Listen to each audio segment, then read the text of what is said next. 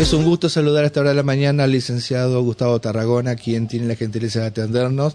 Hola Gustavo, acá con Omar Bravo, Alejandro Bauman, Javier Aragón y Rubén Almará, te molestamos. ¿Cómo andás? ¿Qué tal, Javier y equipo? Muy buen día, ¿cómo están? ¿Cómo anda, amigo? ¿Todo bien? Muy bien, asombrado todavía, pero asombrado, bueno. Mirá el título que tiró, ¿eh? Yo pensé que las habías visto todas, ¿eh? No, viste que, Javier, la política es una actividad tan dinámica que siempre es capaz de brindarnos sorpresas. Es el arte de lo impensado.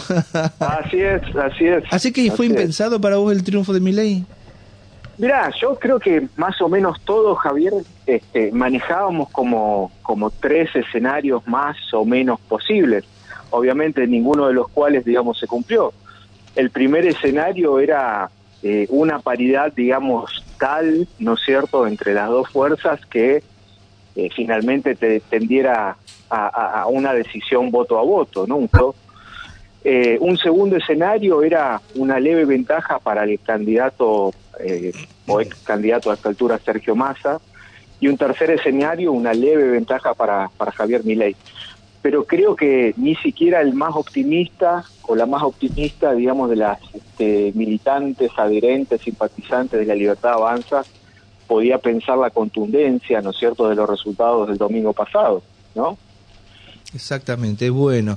Y hoy, ¿cómo estás viendo todo este proceso que debe ser normal y ojalá se dé de la mejor manera institucional de transición? En estos momentos se está iniciando la reunión entre el presidente Alberto Fernández y el presidente electo Javier Milei en la Quinta Residencial de Olivos. Yo creo que si hay un aspecto, Javier y equipo, que nos falta trabajar entre varios otros también, ¿no?, en términos de la cultura argentina, es la institucionalidad, ¿no?, la construcción y el fortalecimiento de las instituciones. Y como vos lo decías muy bien, esto que en cualquier democracia más o menos consolidada y más o menos madura en el mundo es una cuestión casi protocolar, casi cotidiana, y que es el puntapié inicial en todo caso, ¿no es cierto?, en este proceso donde los equipos del gobierno saliente se reúnen con los equipos del gobierno entrante para compartir, digamos, datos, informaciones, proyecciones, qué se hizo, qué no se hizo, por qué no se pudo hacer. Para nosotros, digamos, es algo como bastante sorprendente, digamos, ¿no? Pero creo que esto debería ser algo tomado con muchísimo más naturalidad, con muchísima más normalidad, con mucho menos expectativas en todo caso, porque las definiciones políticas más o menos, creemos, han sido planteadas, ¿no es cierto?, por el ahora presidente electo Javier Milei a lo largo de su campaña, o por lo menos a lo largo de parte de su campaña, más allá obviamente de las idas y vueltas. Creo que no debería ni siquiera, digamos, casi figurar en las páginas principales de ningún periódico, ni tampoco ameritar demasiado. Pero bueno, Argentina es un país con sus particularidades y entonces estamos prestando atención si se reúnen, si no se reúnen, si Massa concurre, si Massa no concurre. Me parece que es algo que debemos trabajar, ¿no? El fortalecimiento más allá de los hombres y de las mujeres que hacen la política cotidiana, que hacen la política práctica, en el fortalecimiento de las instituciones. ¿Omar? Oh, ¿qué tal, Gustavo? ¿Cómo estás? ¿Qué tal, Omar? Mucho gusto. Buen día. ¿Cómo te va? No, en un momento yo decía, esta película ya la vi, y vos me imagino que también has pasado por etapas de este país donde uno dice, bueno, algo de esto que empieza a ocurrir, ¿no?, con relación a medidas que tomaría el próximo gobierno, es como que uno ya medianamente sabe qué es lo que va a venir ocurriendo. No sé si vos tenés alguna semblanza, si vos querés, sobre esto. Mirá, yo creo que, Omar, una cosa, digamos, es el plano, obviamente, de las propuestas, es el plano discursivo, y otra cosa, digamos, es la política real, ¿no?, la política que se da en la realidad. Y la política que se da en la realidad es un combo, es una combinación, es un universo, en todo caso, bastante fragmentado, bastante heterogéneo, bastante tizoneado, por ideas, pero también por fuerzas políticas. Digo, no estoy descubriendo nada si planteo, ¿no es cierto?, que la política es siempre acción, pero también es reacción, digamos, a estas propuestas. Para bajarlo un poquito más concretamente, Omar, a mí me parece que muchas de las propuestas, ¿no es cierto?, que el ahora presidente electo Milei planteó a lo largo de su campaña, van a ser, no digo de imposible, pero sí de muy difícil concreción, ¿no? Y esto me parece que es un dato paradójico, es un dato interesante, porque si nosotros nos atuviéramos solamente a los resultados cuantitativos del domingo, esa diferencia de aproximadamente 12% de votos a favor, ¿no es cierto?, del presidente electo, no se traduce concretamente, digamos, en una correlación de fuerzas, por ejemplo, a nivel del Poder Legislativo. Digo, para pasar un poquito al análisis más en concreto, una fuerza política que empezó en todo caso a estructurarse hace no más de 2 años atrás, ¿no? Es cierto, un sistema de partidos en la Argentina, también en otras partes del mundo, pero particularmente en la Argentina, que está, digamos, en franca transformación, en franca, sí, digamos así, transformación para la aparición de un nuevo sistema partidario. Con una fuerza como la Libertad Avanza, que tiene muy poquitos diputados, digamos, no más de 33, con una fuerza política donde a nivel del Senado Nacional, digamos, es prácticamente irrelevante, con ninguna gobernación, ¿no es cierto?, que pueda de alguna manera jugar, ¿no es cierto?, de soporte político. Me parece que aquí es donde vamos a empezar a ver, obviamente, las propuestas, pero también las habilidades políticas, ¿no es cierto?, de una fuerza y de una personalidad como la de Milei para poder llevar adelante estas propuestas de campaña, ¿no? Ahí me parece que ahora empieza un poco la verdadera política, ¿no?, en el sentido más pleno del término. Totalmente. Gustavo, Rubén Almara te saluda, ¿cómo estás? ¿Qué tal, Rubén? ¿Cómo te va? Querido, bien. Vos hablabas al comienzo de la sorpresa, algo impensado. ¿Qué crees que pasó? El hartazgo, lo que, bueno, hablaban del kirchnerismo, la corrupción, todo eso influyó en la gente y fundamentalmente en los jóvenes. Obviamente yo no voy a dar un juicio por ahora de lo que pienso que va a pasar, pero quiero empezar desde el comienzo, porque obviamente se va a necesitar, ante este gran castigo de la gente, en reconvertir la fuerza política y barajar y dar de vuelta, ¿no? Hay muchos actores que ya directamente la gente los jubiló. Sí, estoy plenamente de acuerdo, Rubén, con tu opinión. Yo creo que cualquier explicación en este sentido, Rubén, tiene que ser una explicación multicausal, ¿no? No podemos reducir una respuesta solamente a una causa o una dimensión. Creo que en esta combinación, ¿no es cierto?, déjame plantear 2 o 3 cositas, Rubén. Sí, primero, un gobierno que no ha sabido de alguna manera ponerle freno, creo yo, a uno de los grandes flagelos sociales, no el único, pero uno de los grandes, que tiene que ver con la inflación, digamos, ¿no? Me parece que más allá de las medidas que el gobierno ha querido implementar, tener índices, digamos, cercanos al 10%, a veces un poquito más, nos hablan obviamente de un panorama económico social muy preocupante. En segundo lugar, Rubén, vos pensás que la última vez que la economía argentina produjo, digamos, empleo fue en el año 2012, ¿no? Empleo genuino, quiero decir, básicamente de la mano de la actividad privada.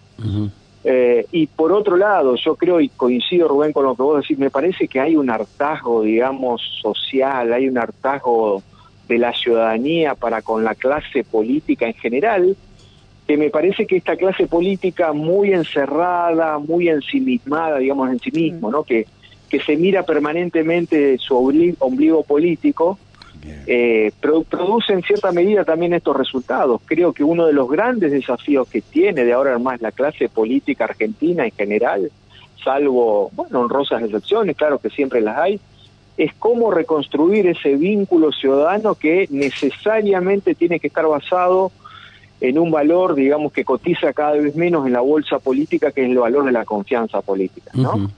Y a mí me parece que reconducir y reconstruir una relación entre gobernantes y gobernados, entre ciudadanos y gobernantes, radica fundamentalmente, digamos, en las decisiones que esa clase política tiene, Sí. ¿no? Interesante. Voy a decir la verdad, pero sí, perdón. No, está bien, interesante lo que decís, porque obviamente pareciera ser, por lo que vos decís, que no gana por mérito propio, sino por hartazgo de la gente, no en el sistema, ¿sí? Sino en quienes gobernaron este país, ¿sí? Por ahí. Exactamente. Exactamente.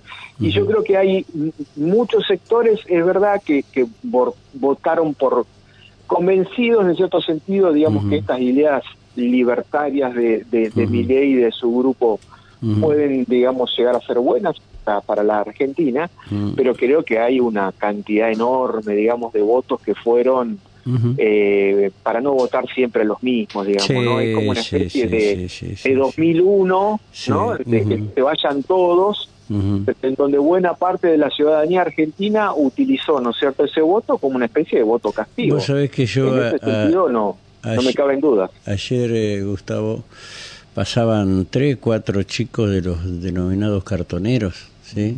Que andan de las asociaciones civiles que andan, ¿viste?